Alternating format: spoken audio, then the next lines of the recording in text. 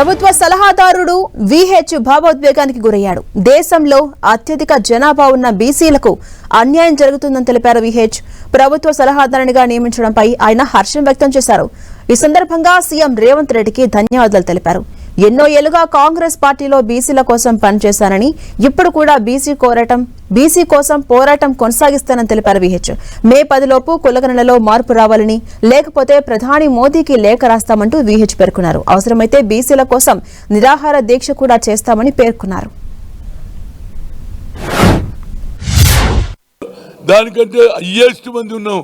ముఖ్యమంత్రి గారు కులగణన జరిగితే 56% అన్నారు. 56% అన్నటువంటి జనానికి దేశం మొత్తంలో చూస్తే 60% ఉన్నాం. ఏది బీహార్లో నితీష్ కుమార్ చేస్తే 62% వచ్చింది. కనుక 60% ఉన్న జనానికి ఎందుకు నువ్వు అన్యాయం చేస్తున్నావు? ఇవాళ నువ్వు హిందూ దేశం చేయాలని మీ తపన, మీ ఆలోచనలో మార్పు రావాలి. అందుగురించి మీకు రాదు కాబట్టే ఇవాళ కులగణలో బీసీలకు నోరు నొక్కేస్తున్నారు, అన్యాయం చేస్తున్నారు. కాబట్టి నేను డిసైడ్ అయిపోయిన ఆయనకు లెటర్ రాస్తున్నా.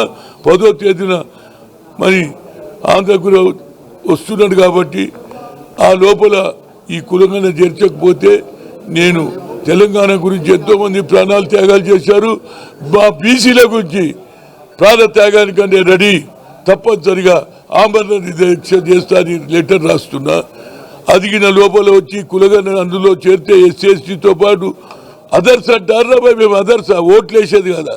మా కులం లేదా? సాగలోడు ఉన్నాడు, మంగళోడు ఉన్నాడు, ఒడ్డెరోడు ఉన్నాడు.